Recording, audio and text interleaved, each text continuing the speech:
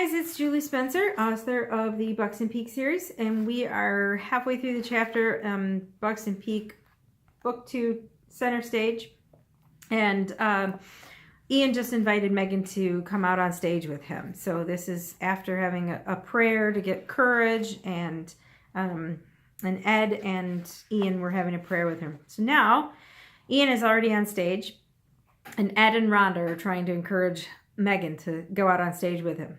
So Ed and Rhonda stood on either side of Megan in the wings, just off stage, and almost held her upright. Megan's heart was racing and Rhonda helped her out of her VIP lanyard and tucked a few stray strands of hair back up into her curls. As the last notes of the song came to a crashing crescendo, her breathing intensified and she took a step back with terror in her heart. Stepping onto a stage in front of 55,000 fans was not in her comfort zone. "Relax," Ed said. "You're going to be just fine." Megan took a deep breath and tried to draw comfort from his confidence in her. "All you have to do is sit there." Rhonda rubbed her shoulders a little. "It's not like you have to say anything or do anything, and you know Ian isn't going to let go of you for a second." "I'm sure you're right, but you're not the one who has to walk across the stage in these heels and let the world see you for the first time. The world sees me all the time."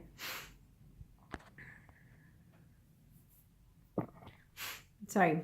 "The world sees me all the time. They just think I'm a groupie on the arm of the second most famous rock star in the world." Rhonda grinned, and they both quieted as Ian paused at the microphone with near silence behind him.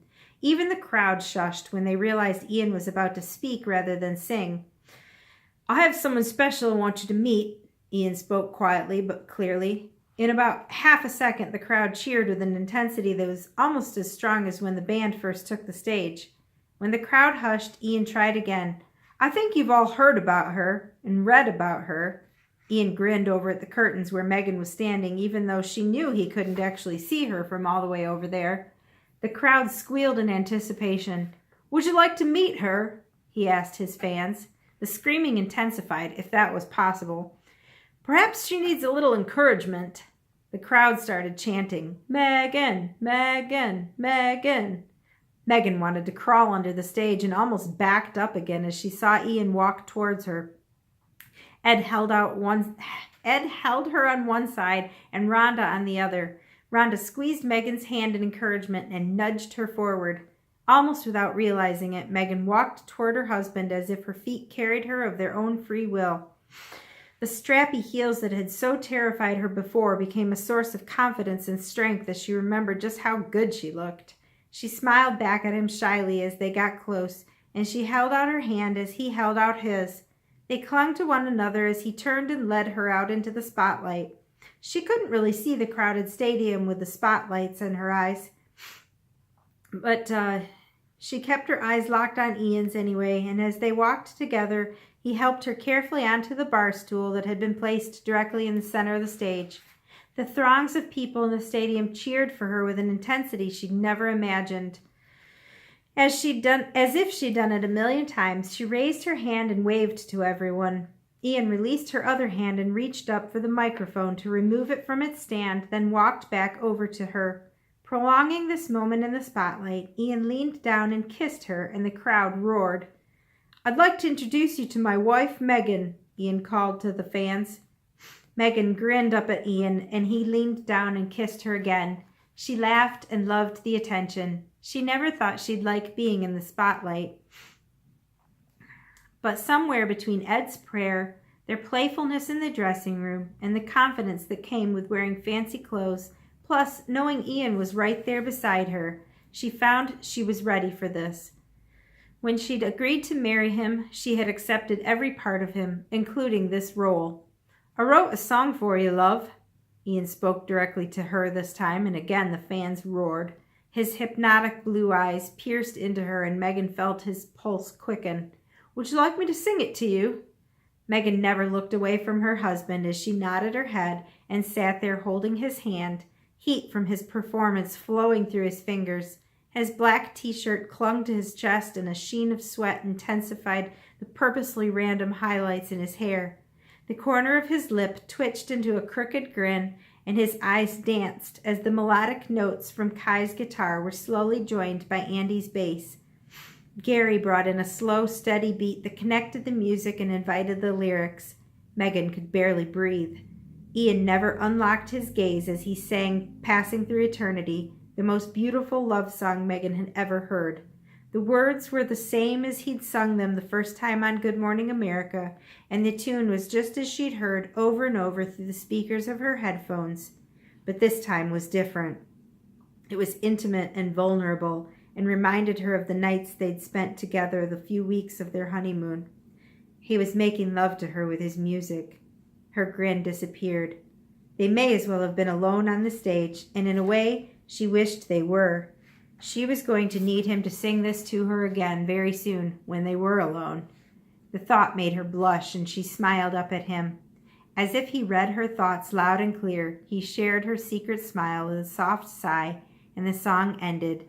As the crowd shouted, Ian leaned down and kissed Megan a little more passionately than when she had first come out onto the stage. She jumped up and threw her arms around him, and the fans went crazy. Ian spun around and her dress fanned out, then wrapped around them both as he set her back down. "Did you like that?" Ian asked the fans as they screamed again. He seemed to love the attention, and so did Megan. "I better let this beautiful woman head back off stage so I can finish the concert." He kissed her one last time. She smiled at the crowded stadium and waved as she walked off and into the shadows. Kai's screaming guitar solo announced the beginning of the next song. "You did so amazing," Rhonda squealed as she hugged Megan and they jumped up and down like little girls. "That was such a rush," Megan said. "I've never had so much fun in my life." "You need to get out more," Rhonda laughed. "I thought for a minute there you guys were going to rip each other's clothes off." Megan snickered and glanced out at the man she loved, playing with such strength, passion, and heart. She completely understood why the audience adored him.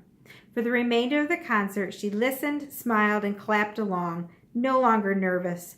When the last crescendo had risen to the rafters and the crowds roared one last time, the guys came together in the middle of the stage in that same group hug that Megan had witnessed in the hotel suite. They were more than a band. They were family. It was incredible to watch, and she finally felt like she belonged.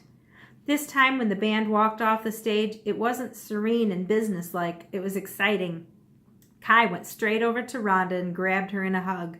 Without letting her go, he carried her away in his arms. The other guys rushed off, heading to who knows where. Ian walked with intention right over to stand in front of Megan. "Mrs. Taylor," Ian whispered, barely heard over the screaming crowd still in the stadium. "You were amazing." He said it simply and with purpose as he gathered Megan in his arms for a very passionate kiss. The last hints of his cologne held on through the heat and sweat radiating off of him.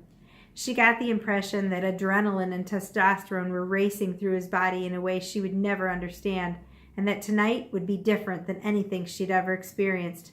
"Come on," Ed grunted from behind them, pulling them apart.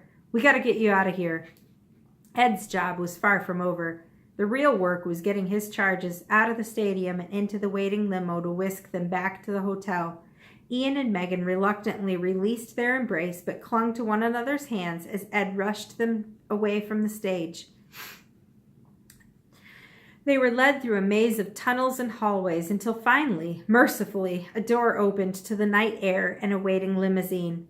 Megan was glad to get off her feet, but disappointed to have Jeremy and Kai and Rhonda and Gary and Ed and James all waiting inside. Even as spacious as the car was, Megan became claustrophobic almost immediately and wished the ride to the hotel would take less time. Megan felt the chaos swirling around her and panicked. Everyone was talking at once and laughing, and Kai and Rhonda were kissing, and Gary was talking about sneaking some girls up to his room, and Andy suggested they go find some weed, and Megan just wanted to escape. Drugs and girls and crowds and noise, this was exactly what she was afraid of when she first found out Ian was a rock star. This was exactly the life she didn't want to lead. She practically climbed onto Ian's lap and cringed away from everyone else. He gathered her into his arms and whispered to her that they'd be out of the car soon. Her panic lessened as he rubbed her arm and held her gaze. She drew strength from him and endured the last few minutes before they finally pulled up in front of the hotel. Throngs of people were waiting when the limo doors opened, and Megan was glad she didn't have to be the first to step out of the car.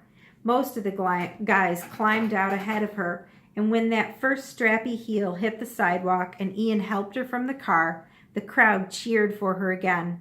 Cameras flashed, but she clung to Ian as he waved to the crowd and led her quickly into the hotel, past the throngs of people in the hotel lobby and into the waiting elevator. The relief of shutting out the chaos was short-lived. The mirrored walls of the elevator did nothing to enlarge the enclosure, if that had been the designer's intention. If anything, it made the space feel smaller because it reflected the entire entourage that had been crushing her from every side for too long already. Megan's stomach lurched as they lifted higher and faster, and she clung to Ian's shirt as she hid her face and closed her eyes. When finally the motion stopped, a beeping indicated they had arrived, and the doors opened. That did not give quick enough relief since she had tucked herself firmly into the corner of the elevator to avoid the others. She waited, feet shuffling, heart racing, breathing hard as the rowdy group finally released her from confinement. The elegant sculpted carpet beneath her feet only caused annoyance. The strappy heels that had given her confidence earlier were now sinking into the plush carpet and creating divots. She didn't even pause to appreciate the spread of food that was and the provided amenities. She strode directly for the double doors that led to the freedom of the darkened room on the other side. Ian spoke to Jeremy, commanding him to find the guys some other place to party, then pushed the doors closed behind him. He turned to her with a sigh. "That was overwhelming," Megan whispered as he walked forward to meet her in the middle of the room. "I'm really sorry about that." Ian took her into his arms. "I forgot to warn you about the aftermath of the shows. Those guys will be partying long into the night. Hopefully Jeremy and Ed will find someplace else for them to do that." Have I really been that sheltered all my life that I can't handle the adrenaline rush of a concert? They weren't even drinking or doing drugs in front of me, and I panicked. Megan's breathing was hard and fast as she tried to choke back sobs. "How do you handle that after every show?" "I'm just used to it, I guess." Ian pulled back slightly and looked down into Megan's eyes. "Hey, it's over. You don't have to do that again, okay? If you ever visit me on tour, we'll get a separate suite of rooms, far away from them." "Okay," Megan said. She didn't want to cry. She wanted to enjoy what little time she had left with her husband before she had to go back to America the next day. Megan pushed aside all negative feelings and looked up into the face of the man she loved, remembering that tonight was going to be special. "I don't want to talk about them anymore," she said. "I just want to focus on you and me." An understanding came into his eyes, and he took a deep breath. A soft tiger growl purred in his throat as he pulled her closer to him. The king-size bed was just a few steps away, but they didn't make it that far. Okay, that was the end of Chapter 6, and in our next video we will go on to Chapter 7. I hope that you're liking the series so far. If you do, I hope that you will give a thumbs up and like the video and subscribe to my channel and share it on social media. And I will see you on the next video.